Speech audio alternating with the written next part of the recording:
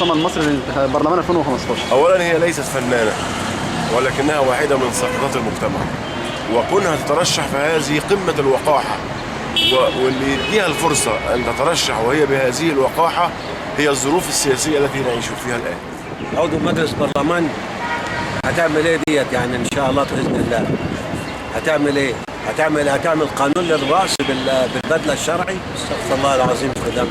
البصري هي اللي هتترشح للبرلمان عشان ترقص البرلمان. مين دي اللي تترشح؟ سما المصري. يا باشا احنا فاضيين لسما المصري ومش سما المصري. رقصه تنفع في اي حاجه. لو عندك في الدائره الانتخابيه بتاعتك هتنتخبها؟ لو عندنا نعمل لها مسرح في الشارع ونجيب لها فرقه بس. ورقاصه هنعمل معاها ايه؟ مجلس الشعب على اساس ان سما المصري دي تصلح انها تمثل اي حاجه في اي حاجه، تمثل الشعب في اي حاجه. ليه هو شعب مصر رقاصين قوي كده؟ انا لو رشحتها يبقى انا واحده زيها. كل واحد بيرشح اللي زيه اللي يمثله، فانا لو رشحت حد صالح يمثلني يبقى انا صالحه، لو رشحت حد فاسد يمثلني يبقى انا فاسده. هم دول اللي هيجيبوا لنا يعني برلمان كويس؟ اللي هم مين يا فندم؟ اللي هم الراقصات ولا الفنانين ولا الناس اللي مرشحين لمجلس الشعب؟ هم دول.